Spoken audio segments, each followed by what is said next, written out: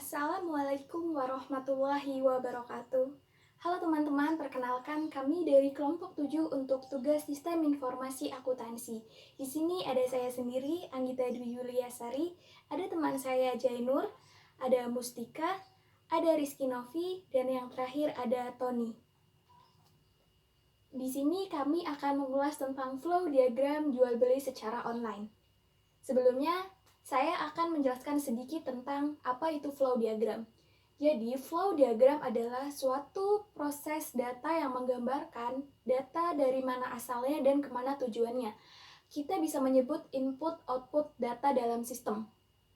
Di dalam flow diagram itu sendiri terdapat beberapa simbol dan notasi, seperti yang pertama ada simbol persegi panjang yang menunjukkan asal dan tujuan data.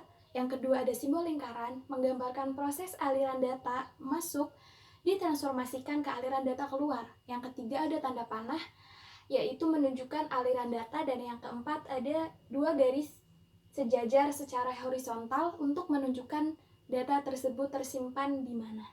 Selanjutnya, kelompok kami akan mengambil kasus yang terjadi di dalam kehidupan sehari-hari, yaitu kegiatan jual beli secara online. Merupakan kegiatan yang sudah biasa dilakukan oleh kebanyakan orang untuk mempermudah mereka berbelanja tanpa harus bepergian. Kelompok kami akan mengambil contoh kasus jual beli secara online dalam sebuah toko perlengkapan bayi. Di sini kami akan menjabarkan bagaimana flow diagram itu berjalan di dalam kegiatan bisnis tersebut.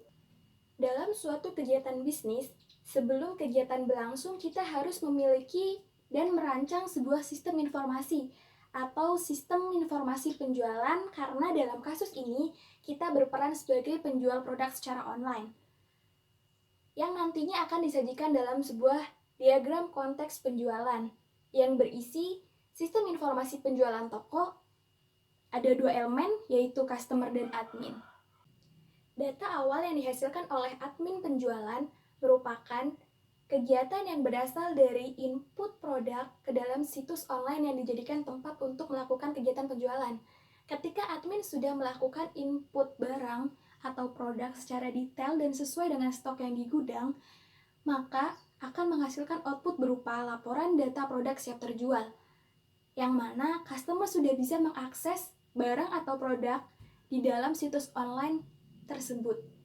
Selanjutnya, kami akan menampilkan sebuah contoh proses aliran data di dalam kegiatan penjualan secara online toko perlengkapan bayi. Check this out. Dalam proses belanja online akan memiliki beberapa tahap.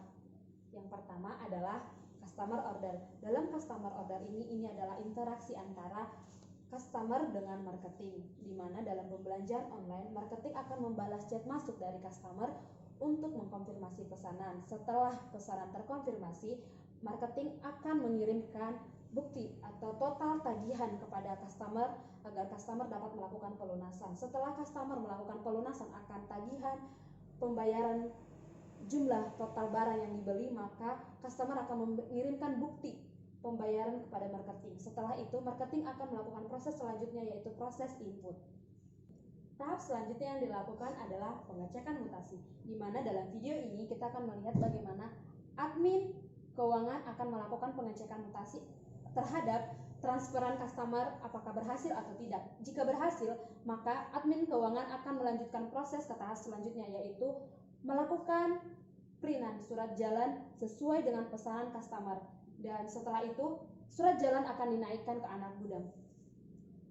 Bagian staf gudang, di mana dalam surat jalan ketika sudah naik ke bagian admin, itu akan dibagi-bagi atau diserahkan kepada bagian staf sesuai dengan kategorinya. Dalam hal kategori itu ada beberapa contoh.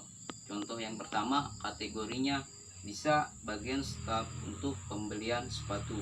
Yang kedua bisa untuk pengambilan barang kategori topi. Yang ketiga untuk pengambilan barang kategori tas, bahkan dan lain-lain. Tentang pencarian produk orderan, di mana setiap staf gudang itu dibagi tugasnya untuk melakukan pencarian produk sesuai pesanan yang sudah tertera dalam surat jalan. Ketika sudah melakukan pencarian produk, maka staf gudang akan meletakkan atau menaruh produk tersebut di dalam sebuah keranjang. Ketika sudah terkumpul di dalam keranjang, maka bagian staf gudang itu akan melakukan atau menaruh produk tersebut di samping atau di dekat admin. Yang selanjutnya admin akan melakukan sebuah pengecekan. Di sini saya akan menjelaskan quality control pada produk barang sebelum pengiriman. Pada bagian gudang harus memastikan bahwa barang yang akan dikirim kepada customer dalam keadaan sempurna atau tidak cacat. Contohnya itu memastikan LED kedua sepatu dalam keadaan kondisi menyala. Bagian gudang juga akan melakukan scan keluar masuknya barang sesuai dengan pesanan yang tertera pada surat jalan. Proses packing barang dilakukan oleh staf warehouse gudang. Selama proses packing dilakukan berbeda, biasanya barang dipilih apakah barang pecah belah dan barang tidak pecah belah.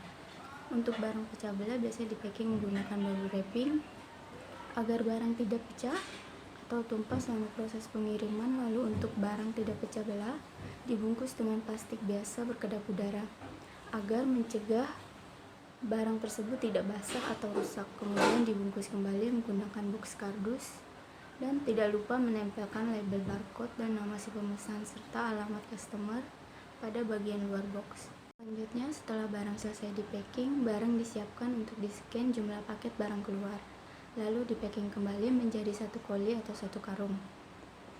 Dan barang siap untuk di-pick-up oleh si driver ekspedisi, disertakan dengan surat jalan pick-up barang. Setelah selesai proses pick-up oleh kurir ekspedisi, biasanya akan diproses input-output oleh mereka. Barulah barang dikirim ke alamat customer.